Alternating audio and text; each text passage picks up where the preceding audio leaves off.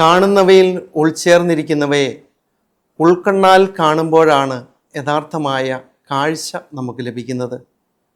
നാം ഒക്കെ കേട്ടിട്ടുണ്ട്, കാഴ്ചകൾ ചിന്തകളിലേക്കും, ചിന്തകൾ ഭാവനയിലേക്കും, ഭാവനകൾ പ്രവൃത്തിയിലേക്കും മനുഷ്യനെ ആനയിക്കും.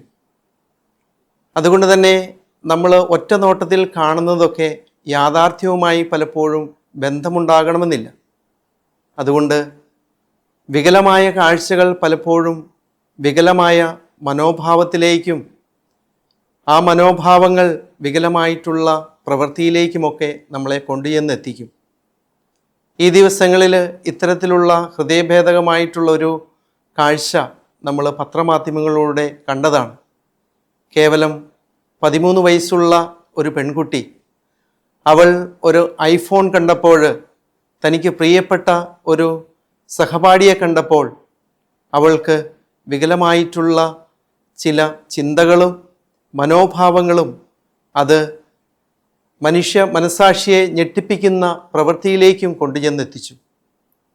അതിൻ്റെ ഫലമോ നിരപരാധിയായ ഒരു പാപം വല്യച്ഛൻ്റെ മരണത്തിലേക്ക് കൊട്ടേഷനിലൂടെ ഇല്ലാതാക്കുവാനായിട്ട് അവളെ പ്രേരിപ്പിച്ചു.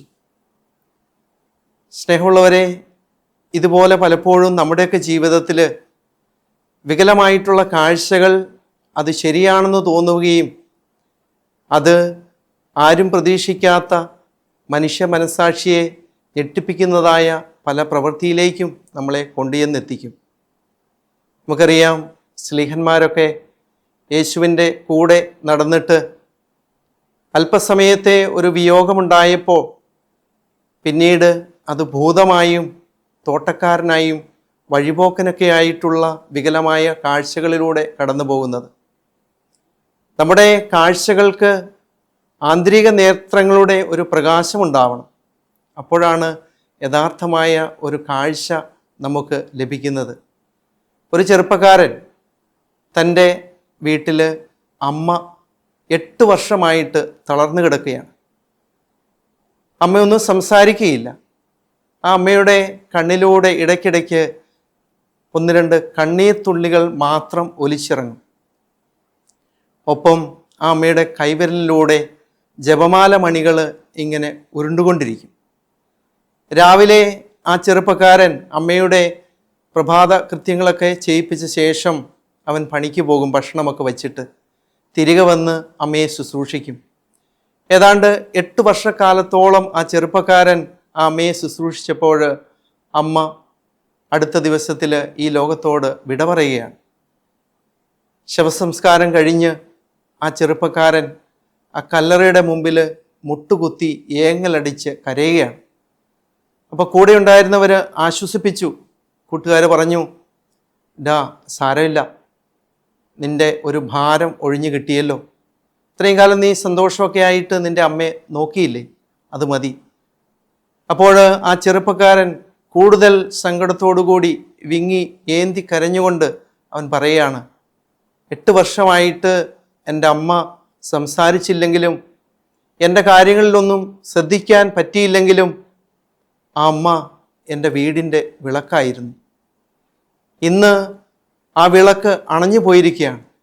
ഇന്നു മുതൽ എൻ്റെ വീട് അന്ധകാരത്തിലേക്ക് കൂപ്പുകുത്തിയിരിക്കുന്നു. ഒരുപക്ഷേ സ്നേഹമുള്ളവരെ, ഈ കൂട്ടുകാർക്ക് ഈ അമ്മ ഒരു ഭാരമായിട്ടുള്ള കാഴ്ചയായി തോന്നിയെങ്കിൽ ഈ മകന് അത് മറ്റൊരു കാഴ്ചയായിരുന്നു. തൻ്റെ ഭവനത്തിൻ്റെ വിളക്കായിട്ട് ആ അമ്മയെ കാണാനായിട്ട് പറ്റി. ഒരുപക്ഷെ ഇന്ന് നമ്മളൊക്കെ ഈ ലോകത്തിൽ സമ്പത്തിനെ കാണുകയും സമ്പത്ത് ദൈവമായിട്ട് മാറുകയൊക്കെ ചെയ്യുന്ന ഒരു കാലഘട്ടത്തിലാണ് നമ്മളിന്ന് ജീവിക്കുന്നത്. അതുകൊണ്ട് തന്നെ സമ്പത്ത് മനുഷ്യൻ്റെ വലിയ ദൈവമായിട്ട് മാറി. അത് നേടുവാൻ വേണ്ടി ഏത് അറ്റം വരെ പോകുവാനും മനുഷ്യർക്കിന്ന് മടിയില്ലാതെ വന്നിരിക്കുകയാണ്. എന്നാൽ ഇന്നത്തെ വചനം നമ്മോട് പറയുകയാണ്, സ്വർഗത്തിൽ നിക്ഷേപമുള്ളവരായിട്ട് തീരാനായിട്ട്. സ്വർഗത്തിൽ നിക്ഷേപമുണ്ടാകണമെങ്കിൽ നമുക്ക് ആത്മീയ നയനങ്ങളിൽ യഥാർത്ഥമായിട്ടുള്ള കാഴ്ചയുണ്ടാവണം. നമുക്കറിയാം, ബൈബിളിലൂടെ നമ്മളൊന്ന് കണ്ണോടിക്കുമ്പോൾ പാപിനിയായ സ്ത്രീയെ നിയമത്തിൻ്റെ കണ്ണുകളോടെ കൊല്ലാൻ കൊണ്ടുവരുന്ന ജനങ്ങൾ, അവിടെ യേശു കാരുണ്യത്തിൻ്റെ കണ്ണുകളോടെ അവളെ വിട്ടയക്കുന്നുണ്ട്. മനുഷ്യരുടെ കണ്ണുകളിൽ ബാലിക മരിച്ചപ്പോൾ യേശുവിൻ്റെ കണ്ണുകളിൽ അവൾ ഉറങ്ങുകയാണ്. വീണ്ടും നമ്മുടെ ജീവിതത്തിൽ നമ്മൾ നോക്കുമ്പോൾ ധൂർത്തപുത്രൻ തിരിച്ചു വരുന്നുണ്ട്. അപ്പോൾ ജ്യേഷ്ഠൻ അവനെ മറ്റൊരു കണ്ണിലൂടെയും പിതാവായ ദൈവം മറ്റൊരു കണ്ണിലൂടെയും കാണുകയാണ്. സ്നേഹമുള്ളവരെ, നമ്മുടെയൊക്കെ ഇന്നത്തെ ഈ ലോകത്തിൽ കൂടെയുള്ളവരുടെ ബുദ്ധിമുട്ടുകളും വേദനകളും മനസ്സിലാക്കുവാനായിട്ടുള്ള ഒരു കാഴ്ച നമുക്കില്ല. കവി പാടിയതുപോലെ എല്ലായിടത്തും മങ്ങിയ കാഴ്ചകളാണ്. അതുകൊണ്ട് ഇന്നത്തെ സുവിശേഷം പറയുന്നത് ശരീരത്തിൻ്റെ വിളക്കാണ് കണ്ണ്. ആ കണ്ണ് കുറ്റമറ്റതെങ്കിൽ ശരീരം മുഴുവൻ കുറ്റമറ്റതായിരിക്കും. കണ്ണ് കുറ്റമുള്ളതാണെങ്കിൽ ശരീരം മുഴുവൻ അന്ധകാരത്തിലായിരിക്കും.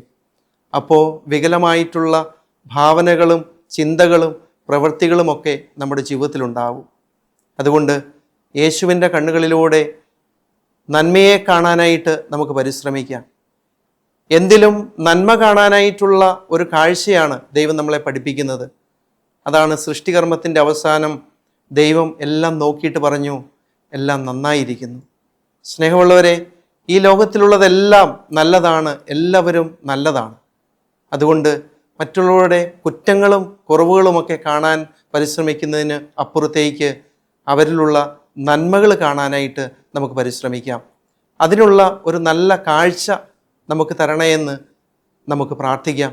അപ്പോൾ സ്വർഗത്തിൽ നിക്ഷേപമുള്ള നല്ല മനുഷ്യരായി തീരാൻ നമുക്ക് പറ്റും. നമുക്ക് പ്രാർത്ഥിക്കാം, ദൈവമേ, നിൻ്റെ കണ്ണിലൂടെ എല്ലാറ്റിലുമുള്ള നന്മ കാണാൻ ഞങ്ങളെ അനുഗ്രഹിക്കണേ.